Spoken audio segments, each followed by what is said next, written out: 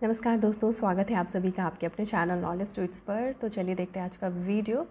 आज का जो वीडियो है ये एसआई मेंस के जो एस्पिरेंट्स हैं जिनका एग्जामिनेशन 11 अक्टूबर को होने वाला है उनके लिए डेडिकेटेड है। तो ये जो टाइम है अभी जो चल रहा है ये सितंबर मंथ से हमारे चैनल पे या फिर हमारे जो ग्रुप हैं पेड ग्रुप, इससे भी बहुत सारे टेक्स्ट आ रहे हैं स्टूडेंट के कि ये जो 30 डेज़ है इसमें क्या सबसे ज़्यादा इम्पॉर्टेंट है, किस चीज़ों पे ज़्यादा ध्यान देना है, रिवाइज़ जो कर रहे हैं तो क्या ज़्यादा इम्पॉर्टेंट है, किसको एक्सक्लूड कर सकते हैं, ऐसे टॉपिक्स कौन कौन से हैं। प्लस दूसरा जो दूसरे टाइप के जो टेक्स्ट होते हैं वो ऐसे होते हैं कि मैम पढ़ लिया है सब कुछ लेकिन लग रहा है कि सब भूल गए हैं, याद नहीं आ रहा है, या फिर बहुत मतलब वही सब लगते रहता है कि जैसे नर्वस हैं या फिर एंग्सस हैं, ये सब ऐसे मैसेजेस आते रहते हैं। तो आज के वीडियो में हम यही करने वाले हैं। आज के वीडियो में जितने भी सारे ऐसा मेंस के एस्पिरेंट हैं उन लोगों के लिए मेरे हिसाब से क्या टिप्स होना चाहिए, क्या टॉपिक होना चाहिए जो आपको रिवाइज़ करके जाना है, इस 30 डेज़ में ज़्यादा रिवाइज़ करना है। प्लस ये जो एंग्सस हैं आप लोग या फिर नर्वस हैं आप लोग, ये जो एंग्जाइटी है इसको कैसे ब्रेक करना है, कैसे डील करना है। मोमेंटम इतने दिनों से आप लोगों ने सस्टेन किया है, एग्जामिनेशन पोस्टपोन हो रहा है, फिर से पोस्टपोन हो रहा है, तो ये चीज़ सस्टेन किया है, फिर भी अपने तरफ से आप लोगों ने बहुत कोशिश करके अपना हिम्मत बना के और जो कॉन्फिडेंस होता है वो मेंटेन करके प्रिपरेशन की है इतने लंबे टाइम तक। लास्ट टाइम दिसंबर में एग्जामिनेशन हुआ था, तो इतना टाइम से आप लोग कर रहे हैं, तो लास्ट 30 डेज़ में नहीं ये सब चीज़ को ये नहीं करना है, मतलब परेशान नहीं होना है और फिर बहुत अच्छे से प्रिपरेशन करके फाइनली एग्जामिनेशन को क्रैक कर लेना है। तो चलिए देखते हैं आज का वीडियो। आज के वीडियो में हम यही देखेंगे must do things, must not do things, plus जो भी इम्पॉर्टेंट चीज़ है इसको डील करेंगे। तो without further delay let's start the video. तो सबसे पहला और इम्पॉर्टेंट बात ये है कि इतने दिनों में तो आप लोगों ने बहुत सारे प्रैक्टिस सेट सॉल्व किए होंगे। तो ये जो प्रैक्टिस सेट है प्लस आपने जो बुक्स को पढ़ा होगा, जैसे बुक्स में इम्पॉर्टेंट बुक्स है, लूसेंट का बुक है, स्पीडी का जो आरआरबी वाला बुक है वो है इम्पॉर्टेंट, क्राउन की बुक है, ये सब इम्पॉर्टेंट बुक है। जब हम सॉल्व करते हैं पेपर तो लाइक प्रैक्टिस सेट अगर बनाते हैं हम तो घटना चक्र की जो बुक है वो इम्पॉर्टेंट हो जाती है। और फिर बहुत सारे सेट्स हैं, मतलब अभी तो टेलीग्राम पे फ्लडेड, मतलब सारे चैनल्स फ्लडेड हैं, ये कुछ भी हो सेट सबसे, जैसे अरिहंत है, क्या सब है, केबीसी नैनो है, प्लेटफॉर्म है, यूनिक है, किरण है, रैपिड फायर है, स्टूडेंट बनती है और बहुत सारे टेस्ट है। तो और ये सब फ्री में मिल रहे हैं, तो मुझे लगता है कि आप लोगों ने ये सब सॉल्व कर लिया होगा। तो अब क्या करना है आपको कि जब आपने बुक्स को कंप्लीट कर लिया है प्लस टेस्ट को कंप्लीट कर लिया है तो अब आपको नया कुछ भी नहीं छूने का ज़रूरत है, बहुत कुछ पढ़ चुके हैं, अब बस इसको रिवाइज़ करना है। ठीक है, जितना कुछ आपने टेस्ट में गलती किया है उसको रिवाइज़ करना है, प्लस बुक्स में जो आपने मार्क करके रखा होगा कि हाँ यहाँ पे बोल रहे हैं, यहाँ पे मिस्टेक हो रहा है, तो वो सब चीज़ को रिवाइज़ करना है। तो अब जो रिवाइज़ करना है ये किस ऑर्डर में होना चाहिए, तो ये जो रिवाइज़ हमें करना है इसका भी एक ऑर्डर है। वो ऑर्डर है जो ट्रेंड्स होता है, ट्रेंड एनालिसिस वाला वीडियो होगा हमारे चैनल पे भी, वो भी आप देख सकते हैं। अदरवाइज़ आज हम ये भी बात करेंगे कि जो ट्रेंड है, जो वेटेज होता है सब्जेक्ट्स का, उस बेसिस पे रिवाइज़ करना है हम लोगों को। तो चलिए स्टार्ट करते हैं, ये चीज़ देख लेते हैं ट्रेंड वाइज या वेटेज वाइज कैसे स्टार्ट करना है, कैसे रिवाइज़ करना है हम लोगों को। ठीक है, तो जब हम स्टेज 2 की बात करते हैं तो स्टेज 2 में आपको क्या करना है, हिंदी पढ़ना है और जीके जीएस पढ़ना है। ठीक है, तो हिंदी तो बहुत मतलब पास ही करना है, मेरिट लिस्ट में तो इसका मार्क्स ऐड नहीं होगा, तो इसको पास करने जितना ही पढ़ना था अभी तक तो आप लोगों ने पढ़ लिया होगा, इसमें ज़्यादा टाइम वेस्ट करने की ज़रूरत नहीं है, सिर्फ आपको पास करना है इसलिए। फिर आता है जीएस जीके। तो जीएस जीके में क्या करना है, इसमें बहुत सारे सब्जेक्ट्स हैं जो आपको कवर करने हैं। हिस्ट्री है, साइंस है, ज्योग्राफी है, फिर पॉलिटी है, इको है, थोड़ा सा करंट अफेयर्स और मैथ्स है, रीजनिंग है और कंप्यूटर कह सकते हैं या आप इन्वायरमेंट कर सकते हैं, उसको भी पढ़ना है। प्लस जो भी बचा कुचा मिसलेनियस टॉपिक्स पढ़ना है। ठीक है, तो अब हम बात करते हैं सब्जेक्ट वाइज देख लेते हैं कि सब्जेक्ट वाइज कैसे आपको रिवाइज़ करना है। सब्जेक्ट वाइज हमें रिवाइज़ करना है जैसा ट्रेंड आया हुआ है, मतलब कि जैसा ट्रेंड है, मतलब जो एसआई मेंस का एग्जामिनेशन होता है तो जो आप पास्ट ईयर क्वेश्चंस देखेंगे, मेंस वाले क्वेश्चन देखेंगे, तो आपको पता चलेगा कि किस सब्जेक्ट से कितने क्वेश्चंस आते हैं, ठीक है। तो उस हिसाब से ही, जैसे वेटेज आता है उसका, उसी हिसाब से आपको प्रिपरेशन भी करना है। तो चलिए सबसे पहले स्टार्ट कर लेते हैं हम कि किसको देखेंगे। तो सबसे अच्छा ठीक है, पहले ट्रेंड देख लेते हैं। ट्रेंड में आपको दिखेगा कि हिस्ट्री है, हिस्ट्री का सबसे ज़्यादा क्वेश्चन या साइंस का सबसे ज़्यादा क्वेश्चन, ये दोनों जो रहेगा ये बहुत ज़्यादा इसका क्वेश्चंस आते हैं।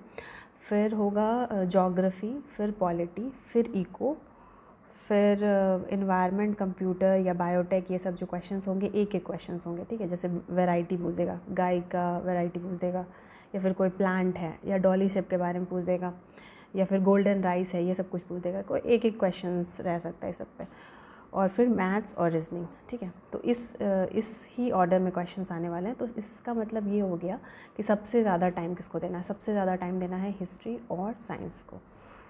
तो चलिए देख लेते हैं, डिटेल में देख लेते हैं कि कौन कौन सा चैप्टर को ज़्यादा ध्यान देना है और कौन कौन सा यूनिट है उसको ध्यान देना है। जैसे हिस्ट्री में तो आपको तीन पार्ट मिल जाएंगे, एंसेंट है, मेडाइवल है, मॉडर्न है। वैसे ही साइंस में आपको फिजिक्स है, केमिस्ट्री है, बायो है। तो ये चीज़ को भी कैसे कैसे डील करना है ये भी देख लेते हैं, ठीक है। तो हिस्ट्री में जब हमें देखना है तो एंशिएंट को देखना है, मिडाइवल और मॉडर्न को देखना है। तो इसकी भी रेशियो है, सबसे ज़्यादा क्वेश्चन जो आएगा वो मॉडर्न से आएगा। फिर एंशिएंट और मिडाइवल फ्लक्चुएट करता है, कभी एंशिएंट से ज़्यादा, कभी मिडाइवल से ज़्यादा, लेकिन 3-4 क्वेश्चंस रहेंगे। तो अब आपको रिवाइज़ कैसे करना है। तो एंशिएंट अगर आप रिवाइज़ करने बैठते हैं तो सबसे इम्पॉर्टेंट चैप्टर, जो पहला चैप्टर है लूसेंट का, वो बहुत इंपॉर्टेंट है। इंडस वैली सिविलाइजेशन, सिंधु घाटी सभ्यता जो चैप्टर है वो इम्पॉर्टेंट है। तो उसमें जो भी है, जैसे कि कौन से रिवर पे कौन सा सिटी था, या पे कहाँ पे किस चीज़ का एविडेंस मिला था, या फिर किसको कौन से साइट को किसने एक्सकेवेट किया था, ये सब आपको देखना है। प्लस जो वीट, ये जो ग्रेन्स थे, या फिर एनिमल्स कौन कौन से पाए जाते थे, तो उसको अच्छे से कंप्लीट, थॉरोली पढ़िए उस चैप्टर को और उसको अच्छे से कंप्लीट करना है। फिर आपको फिर थोड़ा सा ऋग्वेद वाला जो अथर्ववेद है, या फिर यजुर्वेद, सामवेद, ये सब का थोड़ा थोड़ा आइडिया ले लेना है, किसने रिसाइट किया था, ये वाला चीज़ देख लेना है।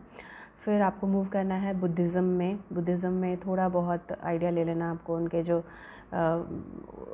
जो भी बर्थ से रिलेटेड चीज़ है, या फिर सरमन कहाँ पे किए थे, या फिर बुद्धिस्ट काउंसिल्स कहाँ है, ये हुआ था, ये सब देख लेना आपको,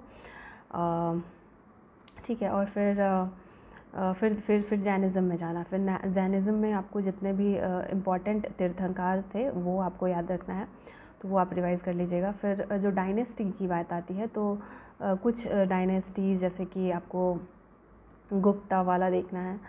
फिर कौन सा देखना है, फिर प्रोमिनेंट आपको यूनिवर्सिटीज़ जो है, नालंदा, ये सब देख लेना है। फिर बैटल्स, कोई इंपॉर्टेंट बैटल हुआ है तो वो देख लेना है, वो सब इंपॉर्टेंट हो जाता है एंशिएंट में। फिर मेडाइवल में चलते हैं। मेडाइवल में क्या क्या इंपॉर्टेंट है, तो मेडाइवल में अच्छा हाँ, एंशिएंट में ये भी इंपॉर्टेंट है, बुक्स एंड ऑथर्स बहुत इंपॉर्टेंट है। किस बुक को किसने लिखा है और उसका थीम क्या है, बेसिक थीम क्या है, वो भी आपको पता होना चाहिए, तो वो भी रिवाइज़ कर लीजिएगा। फिर मिडाइवल में चलते हैं। मिडाइवल में क्या करना है, मिडाइवल में प्रोमिनेंट डायनेस्टीज़ आपको देखना है, जिसमें एडमिनिस्ट्रेशन में बहुत ज़्यादा चेंजेस लाए थे जिन डायनेस्टी ने, या फिर स्लेव डायनेस्टी है, ये सब जो प्रोमिनेंट बहुत हाईलाइटेड था, या फिर विजयनगर एम्पायर, ये सब इम्पॉर्टेंट चीज़ है, तो ये सबको देख लीजिएगा। फिर चलते हैं, क्या बच गया, हाँ, हिस्ट्री का जो मॉडर्न पार्ट है वो बच गया। तो मॉडर्न पार्ट में अच्छा हाँ, मिडाइवल में भी आपको बुक्स एंड ऑथर्स पढ़ लेना है। बुक्स एंड ऑथर्स जितने भी हैं वो आपको ध्यान रहना चाहिए। और हाँ, बिल्डिंग्स एंड मॉन्यूमेंट्स आपको पढ़ना है कि कौन सा मकबरा है, किसने बनाया था, कहाँ बनाया है, ये सब आपको देखना है। बैटल भी देखना है आपको, कौन कौन से जो युद्ध हुए थे, जो बहुत महत्वपूर्ण युद्ध हुए थे, वो सब आपको देखना है, किसके बीच हुआ था, कौन सा ईयर और कहाँ पे, ये सब चीज़ देख लेना है आपको। चलिए अब मॉडर्न हिस्ट्री में देखते हैं, मॉडर्न हिस्ट्री में क्या करना है। तो मॉडर्न हिस्ट्री में आपको ये जो यूरोपियंस आए थे, इनका जो एडवेंट था, ये जो आए थे, आगमन जो हुआ था यूरोपियंस लोगों का, ये सब आपको देखना है। फिर कहाँ किसने फैक्ट्री इस्टेब्लिश की थी, ये सब चीज़ देख लेना आपको। फिर आपको फिर आप 1857 पे आ जाएंगे। 1857 में जो कहाँ पे कौन कौन से जो लीडर्स थे कहाँ कहाँ पे एक्टिव थे, किसने कहाँ पे किस जो ब्रिटिशर ने कहाँ पे किस चीज़ को दबाया था, मतलब कौन जैसे कोई भी लीडर है कहीं पे राइज़ किया तो उसको दबाने के लिए था ना 1857 में, तो सारे ब्रिटिशर्स का नाम भी आपको याद होना चाहिए। 1857 के बाद सीधे आप मूव कर सकते हैं कांग्रेस के फॉर्मेशन के टाइम में, फिर जितने भी कांग्रेस के सेशंस हुए हैं वो आपको याद होना चाहिए। कब कौन बना है वो इम्पॉर्टेंट वाले कांग्रेस के सेशंस, जिसमें कि जैसे कोई पहली बार बना है तो वो याद रहना चाहिए। जो कभी कोई सेशन जिसमें बहुत इम्पॉर्टेंट एजेंडा पे बात हुआ था, ठीक है, जैसे कंप्लीट जो स्वराज की बात हुई थी, ठीक है, कंप्लीट इंडिपेंडेंस की बात हुई थी, ये सब जो इम्पॉर्टेंट वाले कांग्रेस सेशंस है ये सब आपको याद होने चाहिए। फिर आपको ऑर्गेनाइजेशन याद होने चाहिए और संस्थापक उनके कौन है ये याद होना चाहिए। और फिर बुक्स एंड ऑथर्स यहाँ पे याद होना चाहिए। मैगजीन्स, प्रोमिनेंट मैगजीन्स है वो सब आपको याद होना चाहिए। फिर गांधी जी के जो मेजर एक्टिविटीज़ थी, कहाँ पे क्या किया उन्होंने, वो सब आपको टाइमलाइन के हिसाब से याद होना चाहिए। जितने भी मूवमेंट हैं, NCM हो, CDM हो, क्विट इंडिया मूवमेंट हो, ये सब याद होना चाहिए आपको। तो वो सब भी देख लीजिएगा, टाइमलाइन एक बार देख लीजिएगा, और डेट के साथ मैच द फॉलोइंग पूछ सकता है आपको कि इसको इससे मैच कराइए, कौन सा इवेंट कौन से ईयर में हुआ है, तो वो सब भी देखना ज़रूरी है, तो वो आप देख लीजिएगा। तो ये हिस्ट्री हो गया। हिस्ट्री के बाद चलते हैं साइंस में। साइंस का भी वेटेज बहुत ज़्यादा होता है, 18 to 20 क्वेश्चंस आपको देखने को मिल सकते हैं साइंस में, जिसमें कि सबसे ज़्यादा बायो के क्वेश्चंस रहेंगे और फिर फिज़िक्स और केमिस्ट्री के क्वेश्चंस रहेंगे, ठीक है। तो ये जो फिज़िक्स है इसमें आपको कौन कौन से चैप्टर कर लेना है, यूनिट वाले चैप्टर कर लेने हैं, जिसमें स्टैंडर्ड यूनिट पूछा जाता है, डेराइव्ड यूनिट पूछ सकता है, तो ये वाला देख लीजिएगा। फिर आप के लिए इम्पॉर्टेंट है ये वाला चैप्टर, लाइट वाला चैप्टर। लाइट में भी इम्पॉर्टेंट है वो टोटल इंटरनल रिफ्लेक्शन के जो जितने भी फेनोमेनन हैं वो आपको देख लेना है। फिर रिफ्लेक्शन, रिफ्रैक्शन इधर सब नहीं देखना। फिर हाँ, रिफ्रैक्टिव इंडेक्स भी देख लेना है। डायमंड का रिफ्रैक्टिव इंडेक्स बहुत कॉमन सा क्वेश्चन है और पूछते रहता है। फिर आपको हीट वाला चैप्टर आ जाना है। हीट में हाँ, हीट वाले चैप्टर भी थोड़ा सा इम्पॉर्टेंट है, ये देख लेना है। साउंड बहुत इम्पॉर्टेंट चैप्टर है, जैसे कि साउंड किस मीडियम में ट्रैवल करेगा, फास्टर किस में रहेगा। फिर उसके बाद में जो वो क्रेस्ट और ट्रफ और एम्पलीट्यूड, वेव लेंथ, फ्रीक्वेंसी, ये सब देख लीजिएगा। ये इंपॉर्टेंट है साउंड में। और फिर क्या इंपॉर्टेंट है, फिर एनर्जी वाला चैप्टर इंपॉर्टेंट है, जिसमें कि वो क्वेश्चंस आता है कि डायनामो कैसा डिवाइस है, जैसे कि कैसे ट्रांसफ़र होता है, electrical mechanical energy, electrical energy बनता है, ये सब चीज़ ये वाला चीज़ एनर्जी वाले चैप्टर में आप देख लीजिएगा। फिर ये वाला चैप्टर आपके लिए इम्पॉर्टेंट है, जिसमें कि न्यूक्लियर फिजन और फ्यूज़न होता है, ठीक है, तो ये चीज़ भी देख लीजिएगा, न्यूक्लियर फिजन और फ्यूज़न को देख लीजिएगा। साउंड वाले में एक चीज़ और, डॉपलर इफेक्ट देख लीजिएगा आप, सोनार और रडार वाला चीज़ देख लीजिएगा, वो भी इम्पॉर्टेंट है फिजिक्स में, ठीक है। अब चलते हैं, देख लेते हैं केमिस्ट्री में क्या क्या इम्पॉर्टेंट है। तो केमिस्ट्री में इम्पॉर्टेंट है एटमिक मास वाला चैप्टर। एटम वाला चैप्टर, उसमें आपको एटमिक मास, एटमिक नंबर क्या होता है ये पता होना चाहिए। फिर आपको आइसोटॉप है या आइसोटॉन है, इलेक्ट्रॉनिक वाला जो है, ये सब चीज़ आपको पता होना चाहिए, कौन से किसको बोला जाता है, वैलेंसी क्या होता है ये आपको पता होना चाहिए। 2882 वाला जो अरेंजमेंट होता है किस एलिमेंट का, एटलीस्ट 20 तक आपको ये पता होना चाहिए। ऐसे क्वेश्चन पिछले बार आए थे शायद, केमिकल रिएक्शन को भी बोला था मैच करने के लिए, तो ऐसे वाले क्वेश्चंस ये वाले चैप्टर के बेसिकली आपको पता होना चाहिए कि ये जो एटम्स होते हैं उसको कैसे बैलेंस करना है, वो हो गया। फिर उसके बाद इम्पॉर्टेंट है हाँ, उसके बाद इम्पॉर्टेंट है चैप्टर चेंजेस वाला, जिसमें कि फिजिकल चेंज और केमिकल चेंज आपको पढ़ना है, तो वो देख लीजिएगा। और फिर आप देख सकते हैं ऑर्गेनिक में देख सकते हैं, जैसे कार्बन एनालिसिस कंपाउंड देख सकते हैं। फिर केमिस्ट्री इन डेली लाइफ वाला चैप्टर है, वो आप देख सकते हैं, जिसमें कि आपको वो सब मिलेगा, जिसमें कि आपको सोप्स, डिटर्जेंट, ये सब देखना है। और मेडिसिन्स के टाइप हैं, एनाल्जेसिक, एंटीपायरेटिक, ये सब देख लेना है आपको। फिर आपको वो वाला चैप्टर देख लेना है जिसमें permanent hardness of water, temporary hardness of water कैसे रिमूव होता है, वो वाला भी चीज़ देख लीजिएगा। फिर यही सब और बेसिक जो अब हाँ बाकी जो बचा हुआ रह गया तो वो आपको मेटल कौन सा रिएक्टिव है, नॉन रिएक्टिव है, इनर्ट गैस है, ये सब देख लेना है आपको। फिर नेचर, रूम टेम्परेचर पे किसका क्या नेचर है, वो सब इम्पॉर्टेंट तो कुछ वन लाइनर्स हैं वो आपको देख लेना है बस। उतना डिटेल में नहीं पढ़ना है, प्रोफेसर टाइप से नहीं पढ़ना है। जो वन लाइनर चीज़ें हैं उसको आपको बस पढ़ लेना है। क्वेश्चन आते हैं, आप एक बार क्वेश्चन देखिएगा तो आपको पता चल जाएगा कि क्या क्या क्वेश्चन आता है, या फिर अभी तक आप लोगों ने सेट बनाया होगा तो वही उसी टाइप के क्वेश्चंस, ज़्यादा दिमाग नहीं लगाना इसमें। फिर चलते हैं, देख लेते हैं बायो में क्या इंपॉर्टेंट है। बायो में बहुत सारे क्वेश्चंस आएंगे तो वो देख लेते हैं कि बायो में क्या इंपॉर्टेंट है। ठीक है, तो बायो में आप लोगों को क्या देख लेना है। तो बायो में आप सबसे पहले तो किंगडम वाला चीज़ बहुत इंपॉर्टेंट है।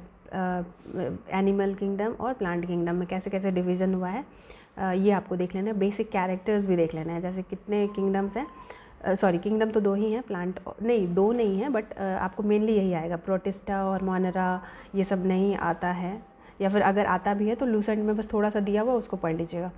और हाँ, ये जो एनिमल किंगडम के आप डिविजन्स देखेंगे उसमें आपको कैरेक्टर देख लेना है किसी का, जैसे प्लैटीहेल्मिन्थिस है, ये सब के जो कैरेक्टर्स हैं, फ्लैट बॉडी तो राउंड बॉडी, तो डाइजेस्टिव कैनल कैसा होगा, ये सब चीज़ देख लेना है आपको। फिर डिजीज़ एंड इट्स काउजेज़ देख लेना है। तो डिजीज़ एंड इट्स काउजेज़ में आपको कुछ डिजीज़ ऐसे मिलेंगे जो वायरस से होते हैं, कुछ आपको बैक्टीरिया से होने वाले डिजीज़ मिलेंगे, फिर कुछ प्रोटोजोआ से होने वाले डिजीज़ मिलेंगे, तो वो सब आपको देख लेना है। फिर आपको विटामिन्स देख लेना है। फिर आपको ब्रांचेस ऑफ बायोलॉजी देख लेना, ये रहता है क्वेश्चन, एक क्वेश्चन रहता है। तो लूसेंट में एक चैप्टर ही है ब्रांचेस ऑफ बायोलॉजी, वो देख लीजिएगा, हमारे चैनल पे भी अपलोडेड होगा तो वो आप सुन सकते हैं रिवाइज करने के लिए।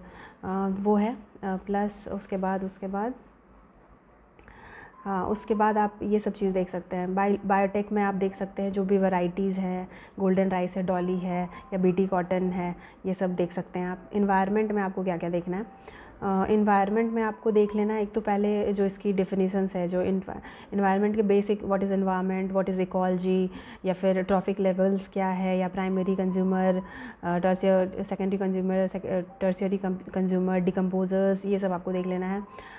फिर बायोटिक फैक्टर्स देख लेना है। फिर हैबिटाट क्या होता है, निशेस क्या होते हैं, ये सब देख लेना है। फिर पैरासिटिज्म क्या है, सिम्बायोटिक रिलेशन क्या है, ये सब, म्यूचुअलिज्म क्या है, ये सब भी डिफिनीशंस देख लेना है। प्रोटोकॉल्स देखना है उसके बाद, जैसे कि मॉन्ट्रियल प्रोटोकॉल है, फिर क्योटो प्रोटोकॉल है, ये सब आपको देख लेना है। पॉल्यूशन एंड काउजेस देख लेना है, ये सब पे क्वेश्चंस रहते हैं और ये आसान है, तो आप एक बार रिवाइज करके देख सकते हैं। तो ज्योग्राफी में फैक्ट्स याद ही रखना है, इसमें ज़्यादा कॉन्सेप्चुअल क्वेश्चंस नहीं आएंगे। वो फिजिकल ज्योग्राफी के कुछ टर्म्स आ सकते हैं, इग्नियस रॉक्स, सेडिमेंट्री रॉक्स है, मेटामॉर्फिक रॉक्स है, या फिर अर्थ का जो लेयर्स है, ये सब आ सकता है, तो वो सब देख लीजिएगा।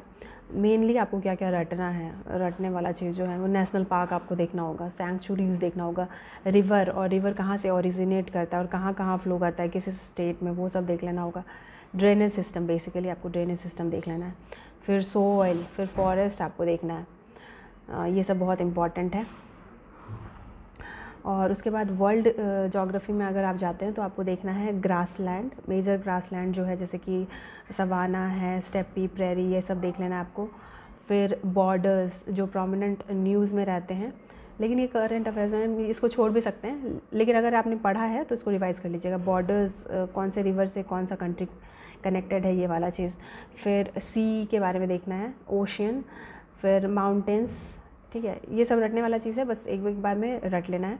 फिर रिवर, लंबा कौन सा, लार्जेस्ट कौन सा, कौन से सिटी से फ्लो कर रहा है, ये सब कुछ चीज़। और फिर करेंट्स के बारे में, वार्म करेंट कहाँ फ्लो कर रहा है और कहाँ नहीं, मतलब उसका नाम, कौन सा वार्म करेंट है और कौन सा कोल्ड करेंट है, ये आपको नाम याद होना चाहिए।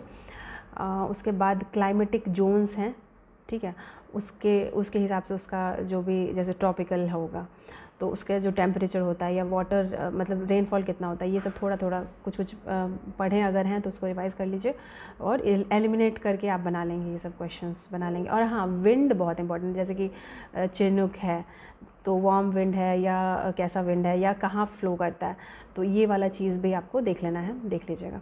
फिर फिर चलते हैं हम लोग नेक्स्ट सब्जेक्ट में, वो है इकोनॉमिक्स। इकोनॉमिक्स में हम लोगों को देखना है बेरोज़गार, अनएम्प्लॉयमेंट और पॉवर्टी वाला चैप्टर।